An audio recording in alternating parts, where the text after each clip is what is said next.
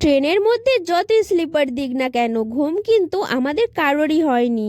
ট্রেনে যত যাত্রী ছিল প্রায় তো অনেকেরই হয়নি। আর চোখের অবস্থা দেখে তোমরা বুঝতে পারছো। উফ, তোমাদেরকে তো বলাই হয়নি যে আমরা কোথায় ঘুরতে এসেছি। এতক্ষণে তোমরা দেখে নিশ্চয়ই বুঝতে পেরেছো যে আমরা পুরীতে এসেছি। হ্যাঁ হ্যাঁ, এই দূরে প্রথমবার ট্রাভেল করছি ফ্যামিলি সহ। আর প্রথমেই এসে আমি তো আমার নাম লিখতে শুরু করে দিয়েছি বড় বড় করে। আর সত্যি বলতে না, এই দুনিয়াতে কেউ কারণ নয়। নিজের দিকটা নিজেকেই বুঝতে হয়, একটু নিজের বেলায় স্বার্থপর হতে হয়। তাই আমি কারণ নই আর কেউ আমারও নয়। তাই বড় বড় করে নাম নিজের লিখে ফেলেছি, অন্য কারোর নাম কেন লিখবো, তাই না গাইস বলো? আর আমি তো লোভ সামলাতে না পেরে সোজা বিচে নেমে পড়ি।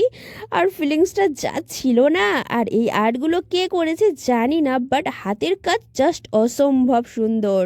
আর তারপরে আমরা বিকেলে চলে যাই একটু বিচে কেনাকাটা করতে। বিচের আশেপাশে প্রচুর দোকান, সেখান থেকে টুকটাক কেনাকাটা করে আর আসার সময় দেখলাম যে এই কচ্ছপটা ভেসে চলে এসেছে, মারা গেছে কচ্ছপটা।